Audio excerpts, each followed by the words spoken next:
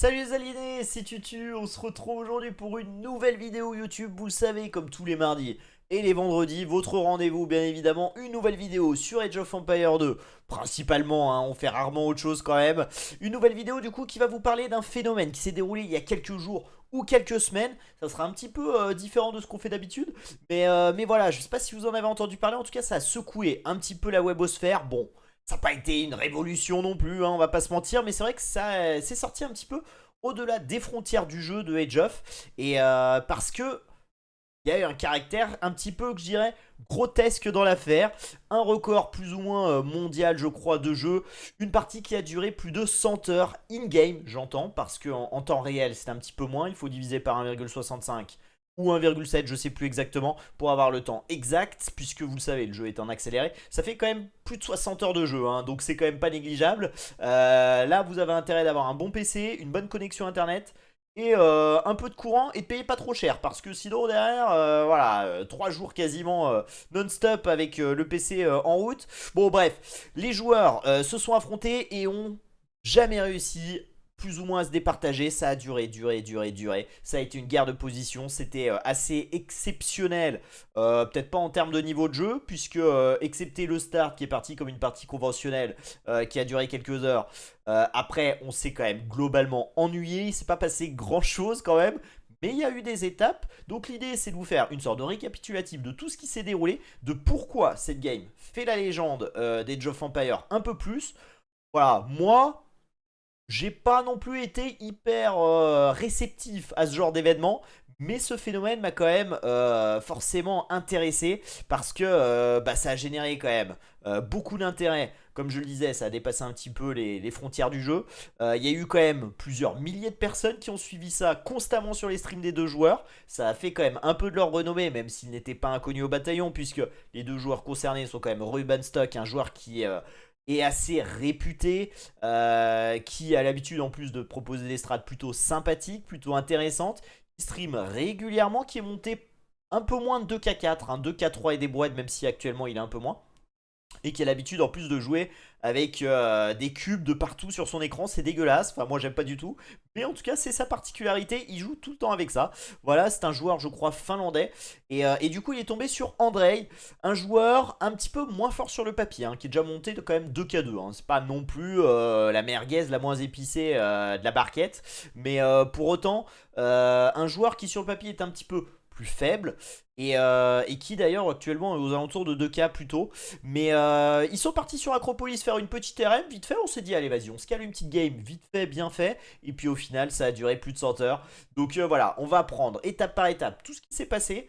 On va décrypter un petit peu cette game, on va voir les actions fortes, tout ce qui s'est déroulé parce que stratégiquement c'était quand même assez intéressant. On est arrivé à un stade vraiment où la partie était quasi bloquée. Il restait quand même encore des options pour certains joueurs, vous allez voir. Mais forcément ça s'est fait tout petit à petit jusqu'à ce qu'un coup du destin ne frappe. Mais l'idée c'est de balayer les 100 heures de game. On va pas se mentir, j'ai pas regardé les 100 heures, hein.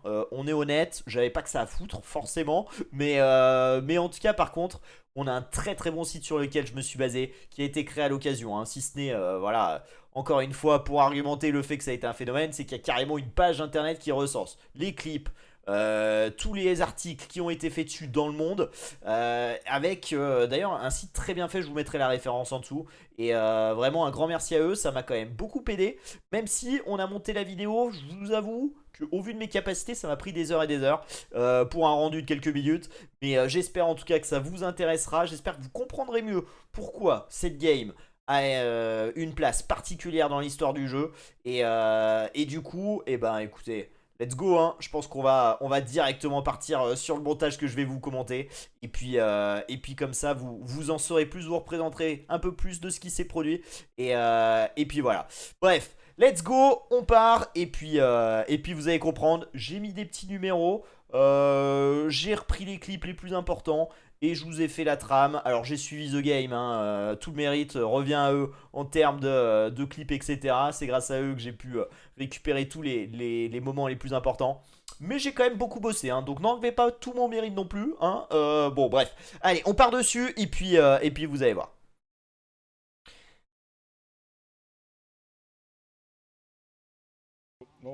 Alors tout commence du coup à l'âge féodal, hein, où on voit, ça part sur un lame de baie à la cool du bon Ruben Stock qui va chercher du coup à directement mettre de la pression chez André. Ensuite, on va basculer à l'âge féodal sur un bon petit trush des familles avec beaucoup d'action. Hein. Un trush avec pas mal de lanciers. Donc on continue, hein, toujours à la manœuvre, le bon Ruben Stock que vous avez à l'image, hein, magnifique. Vraiment un joueur moi que j'aime beaucoup, hein, le bon Ruben Stock. Donc petit rush, on va... Alors, ce que vous voyez qui est dégueulasse, le truc vert, c'est les arbres. Voilà, ce qui est dégueulasse en cube jaune, c'est de l'or. Et ce qui est dégueulasse en blanc ou en gris, c'est de la pierre. Voilà, pour que vous vous représentiez un petit peu, hein, voilà le personnage Ruben Stock. Donc bon, vous avez compris, il y a un joueur qui joue berbère. Donc c'est en l'occurrence le bon Ruben Stock. Tandis qu'en face on joue Viking. Et on fait un scout rush Viking quand même sur Acropolis. C'est assez intéressant. Donc petit rush là. Et vous voyez on s'empale, hein, on s'empale avec les scouts. Bon bref, passage à l'âge des châteaux. Et là ça joue KTS. Viking qui joue notamment KTS face à un berbère. Bon, là c'est surréaliste. Mais voilà, vous voyez, hein, au score on est un peu largué côté Ruben Stock. Et on va prendre des bonnes fights. On va prendre des sacrés bonnes fights ici. Vous allez voir, on tente aussi de forward bien évidemment. Look at this. On fout partout. Allez, on le voit, il y a déjà pas mal de châteaux en place. Quelques TC qui ont été mis. Ça a déjà bien boomé, hein. Sur la carte on le voit, hein, la mini carte en bas là. C'est très coloré, hein. C'est très très coloré. Quelques stigmates d'ailleurs du trush encore bien présentes. Et déjà des premiers camel archers. Et effectivement là c'est un moment important quand même parce que la partie aurait pu se terminer, hein. Et là il se relance complètement le bon Ruben Stock. Et puis bon bah voilà, hein. Là on commence à être à 1h40 de jeu. On a consommé le dernier or sur la map. Et on se fight toujours autant, hein. On se fight toujours autant. Alors en termes de bois il reste encore pas mal, hein. Il n'y a pas de problème là-dessus. Mais c'est vrai que l'or 1h40 il n'y en a plus. Et puis ce qui devait arriver arriva, hein, bien évidemment. On se retrouve à 2h34 de jeu. Et là, c'est le bois de André qui vient de se terminer. On a consommé son dernier bois. C'est terrible. Maintenant, bien évidemment, quelques minutes après, hein, vraiment 2 minutes après, c'est Ruben, hein, Ruben Stock qui va terminer son bois là. Plus rien, terminé. Et du coup, bah forcément, hein, 0 bûcheron. Donc on a encore une belle banque, hein, 5000 de bouffe. Mais bon. Du coup, bah forcément, ça commence à devenir une partie un peu what the fuck. On se retrouve quand même à 2h40 de jeu. Et le bon Ruben Stock, il se dit quoi? Bon bah écoute, il a encore des fermes, on va aller lui voler, hein. S'il a plus de fermes, il a plus de bouffe. Et derrière, il a moins de ressources, donc c'est ok. C'est ok, on y va. Donc on tente de voler les fermes et de les supprimer avec ses villes, comme vous pouvez le voir là. Game de singe, hein. André, il a la chance d'avoir quand même 4 reliques d'ailleurs. Donc forcément à un moment, on est à 3h40 de jeu. Et du coup le bon Ruben Stock qui va se dire je vais aller sniper le monastère. Donc ça lui permettra d'enlever, d'arrêter cette génération d'or. Surtout que le bon Ruben lui il en a qu'une, hein. Donc let's go. On a tellement du sar grâce, comme on l'a vu tout à l'heure, au milliers de bouffe qu'on avait. Donc on va sniper le monastère. Et on va tomber cette relique et cette ressource, hein. Cette génération d'or, cette source de revenus qui est une des dernières, hein. Ça et le marché. Très bon move, hein. Très bon move de Ruben Stock au bout de 3h42. That's huge. Ouais, comme il dit, hein, c'est énorme. Résultat, bah en face, on va faire pareil. Même si on n'a qu'une relique quand même, ça génère un peu d'or. Donc le bon André, bien sûr, il va faire de même.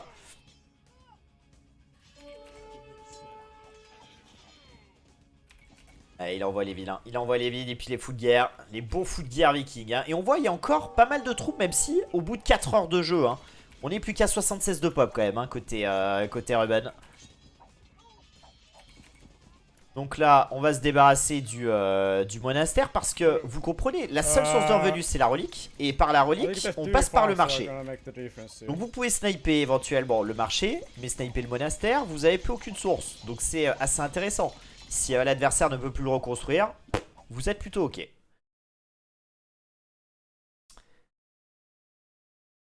Et là, on vient vraiment à la bêtise. Hein. Can I get the food from this? On vient à la bêtise. Hey, I missed the taboo. En fait, ça fait plusieurs fois hein, qu'il se fait avoir par l'autoferme. Hey. Où du coup, ça lui a consommé tout son bois. Damn. Résultat, il peut pas refaire de monastère. Il peut rien refaire. Et du coup, bah, les taux de marché valent plus rien. Le bois coûte un bras, la bouffe vaut que dalle. Donc, bah, il s'est un petit peu fait avoir. Hein. Donc là, on va rentrer dans une guerre de position.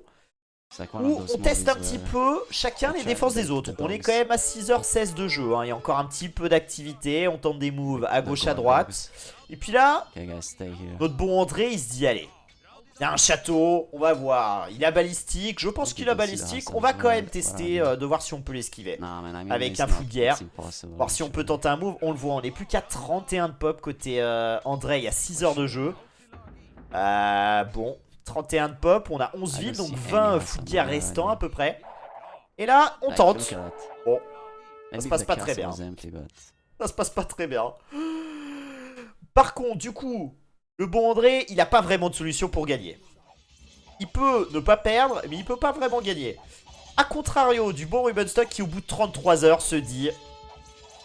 Je pense que mon adversaire dort, je vais tenter un move. Je tente un move à l'assaut, on envoie les villes. On essaye de brain le château parce que là, il n'y a pas balistique, il me semble, chez André.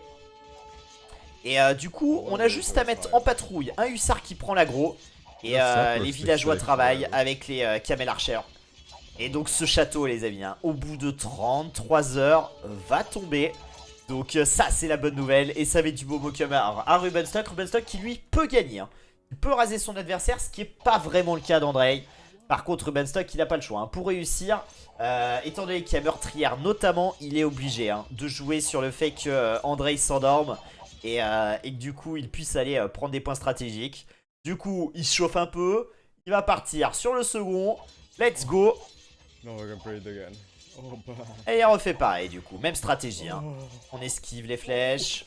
Là en plus le château il y a 10 villes dedans hein, donc faut faire très attention.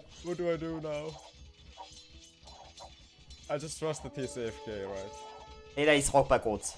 Là il se rend pas compte tout de suite. Là ça y est, il s'est rendu compte que le bon André était revenu et qu'il était en train de micro son château. Résultat il prend quand même des dégâts. On est plus qu'à 38 de pop, on a 25 villes, 13 unités militaires. Donc ça back, on reviendra plus tard. Let's go, 33 heures de jeu, on a le temps. Hein. On est ok. Et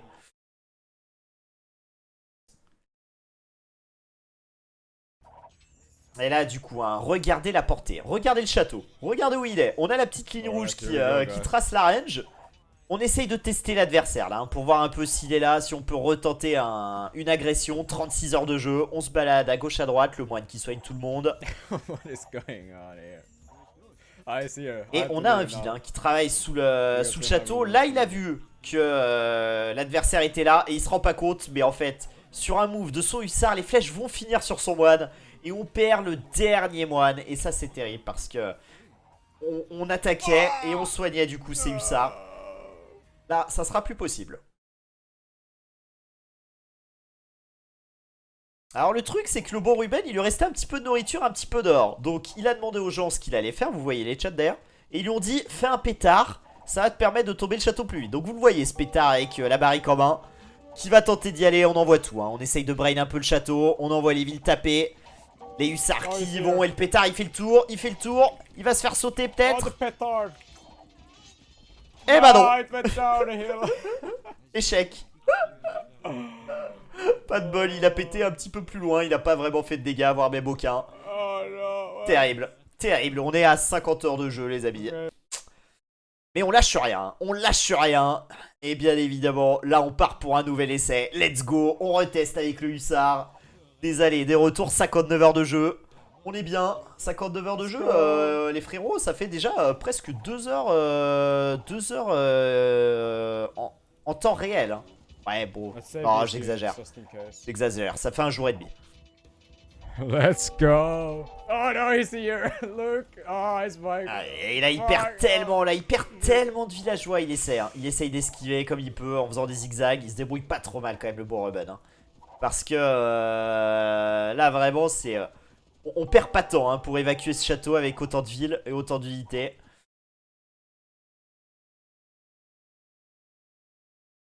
Forcément, on est à 61h50 de jeu, on a des petits troubles de l'attention, des manques de vigilance, et là, le Kamel Archer, hein, un des derniers, hein, qu'on a 2 doigts de perdre là-dessus. Et ça va, on le sauve, pas de problème.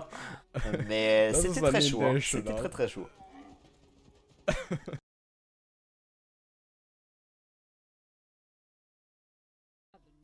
Au bout de 62 heures de jeu et 30 minutes, hein, on se rend compte qu'en fait, il y a une zone du château qui peut être attaquée, qui pourrait faire tomber le château. Résultat, on claque une petite palissade dans l'angle.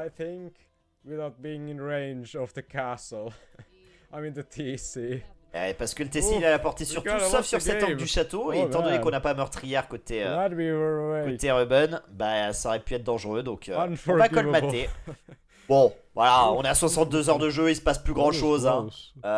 Donc là c'est un événement majeur, hein, pour que vous compreniez bien, hein. Là ça fait des heures qu'on se fait chier, qu'il se passe rien, donc il pense à mettre une palissade, c'est incroyable. Et forcément, bah, comme je disais, on se fait chier, hein. On se fait chier comme des rats morts. De rien, on a 75 heures de jeu, donc bon, on allait se coucher, on se réveille, on va mettre un petit coup d'attaque, ça fait une petite sonnerie à son adversaire, comme ça on voit s'il est là ou pas. I'm drinking my morning coffee. I slept very well last night. Voilà, donc le mec a la tête dans le cul, hein, si vous comprenez pas l'anglais, moi je vous le dis. Only 7 hours though. Judging by the OBS. Oh, he's here. Et bon André qui est là, qui always. répond présent. Alors faut que savoir que les deux joueurs ont pas la même nationalité, mais pour autant ils ont le fuseau horaire qui est similaire.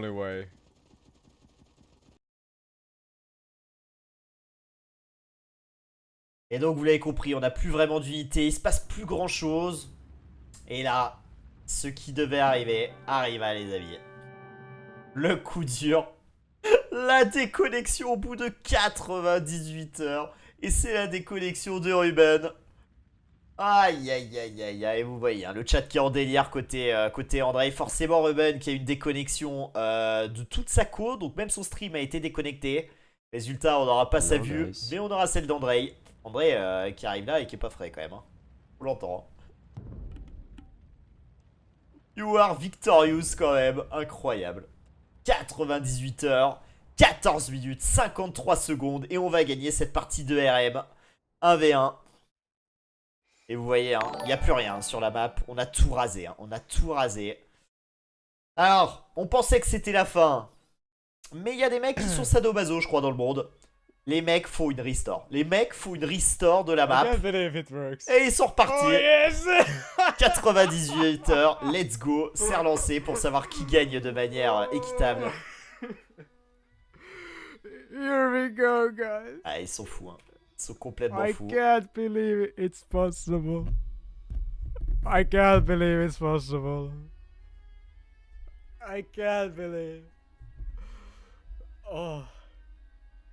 Et là, il n'y a plus vraiment de solution pour gagner. Donc c'est... je pense que les mecs, ils se sont dit, allez, on passe les 100 heures. Et puis après, on règle ça d'un point de vue symbolique. Let's go. On se fait un 1v1. Sur une petite colline. On est à 100 heures de jeu, 3 minutes. Here we go, guys. 1v1 de péon. La péonne contre le péon. Here we go. I've never been this excited in a video game.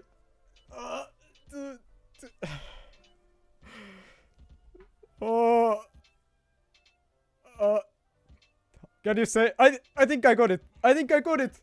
I think I got it. Oh! We got it. GG. Et la victoire symbolique du bon Ruben Stuck après ce 1v1. I was saying, we won the game. 100 heures, 4 minutes, 27 secondes. Alors, on gagne la game d'un point de vue symbolique, mais celui qui aura empoché les points, c'est le bon André. Et donc, pour être très précis, hein, on va aller justement sur la page The Game. Je vous mettrai encore une fois la référence en dessous parce que c'est phénoménal. Si vous voulez pousser un petit peu plus loin, vous avez tous les articles et tout. Donc, on va partir sur le site et vous allez voir. Vous allez voir. Alors, du coup, 98 heures, 14 minutes, 53 secondes. Ça, c'est le temps dans la partie. On aura eu un petit excédent de 2 heures quand même hein, après la restore. Ça représente, comme ils disent, hein, 60 heures de temps réel. Hein. Donc les mecs dormaient hein, et c'est pour ça qu'on pouvait de temps en temps tenter des petits assauts un peu funky. Alors je pense que après André, vu qu'il s'est fait prendre un château derrière, il a mis le son du jeu à fond et il était vigilant. Hein. Si ça sonnait au milieu de la nuit, il se levait, il allait défendre. Mais bon bref. Donc qu'est-ce qui s'est passé? Bah vous le voyez, le Boromon Stock il a pas eu de chance, déconnexion. Ça a mis fin à la game. Et donc ça a donné la victoire au bon Andrei qui après autant d'heures de jeu a empoché 12 points. Voilà. On s'est fait chier 98 heures in-game, à peu près 60 heures de temps réel, avec l'ordinateur en route, la connexion, le stream, tout ce que vous voulez, pour gagner 12 points en RM. 12 points en RM. Alors, bon, on va pas se mentir, hein, 12 points en RM, certes, mais à côté de ça, les deux joueurs, mine de rien, je peux vous dire qu'ils n'ont pas non plus fait une très mauvaise opération, puisque à la fin, quand même, on s'est rendu compte qu'ils ont fait des records d'audience. Ruben Stock encore plus que Andrei. Ruben Stock, il a fait, je crois, des fois plus de 2000 viewers en même temps sur sa chaîne. L'audience a été monstrueuse. Je crois, en simultané, quand on cumule les deux, ils sont montés à 2500 vues, voire peut-être plus, je sais pas. Mais voilà, il y a eu beaucoup de subs qui ont été lâchés sur les deux chaînes. Il y a eu beaucoup de nouveaux followers. C'est un phénomène. Et depuis, hein, parce que là, on est quand même quelques jours, semaines plus tard, on se retrouve avec des audiences qui perdurent, Alors, pas dans les mêmes mesures, mais ça a été un sacré coup de boost du coup pour leur chaîne, pour leur visibilité, pour leur streaming. Enfin pour leur stream et du coup je pense peut-être faire pareil. Si quelqu'un est chaud pour qu'on se fasse 200 heures à se faire chier sur une partie où il se passe plus rien, contactez-moi hein. Il y a moyen de faire quelque chose. Donc si vous voulez marquer l'histoire, je suis dispo, on se fait une RM et on passe 200 heures. Vérifiez quand même que vous avez une bonne connexion internet. Et surtout que vous avez un peu de temps devant vous quand même hein, parce que ça peut jouer. Mais voilà. En tout cas, sacré délire hein. En conclusion pour ces deux joueurs là, c'est bon, une situation cocasse qui fait l'histoire du jeu comme je le disais, avec des statistiques assez exceptionnelles. On va regarder ça de manière assez attentive, puisque comme je vous l'ai dit, on a vraiment bossé hein, sur ce dossier. Plus 12 points, on passe 2160 pour le bon Andrei, qui depuis est un petit peu redescendu hein. Je pense que là, voilà, il avait presque atteint son apogée, le bon André. Et puis bon, ben, je pense que là, avec la célébrité, on est un petit peu retombé. Mais je crois qu'on est même passé en dessous des 2K actuellement. Ce qui reste correct, hein, on va pas se mentir.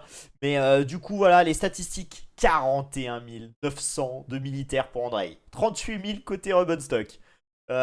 Économie, bon, 6 et 1. Ok, ça j'ai pas compris la stat.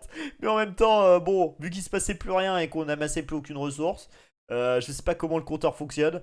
Mais voilà, en tout cas 47 885 de score total pour André, qui a dominé au score. Mais qui lui, hein, vous l'avez vu très rapidement, ne pouvait plus gagner. Ce qui n'était pas le cas de Ruben, qui lui pouvait encore gagner en prenant les bâtiments adverses.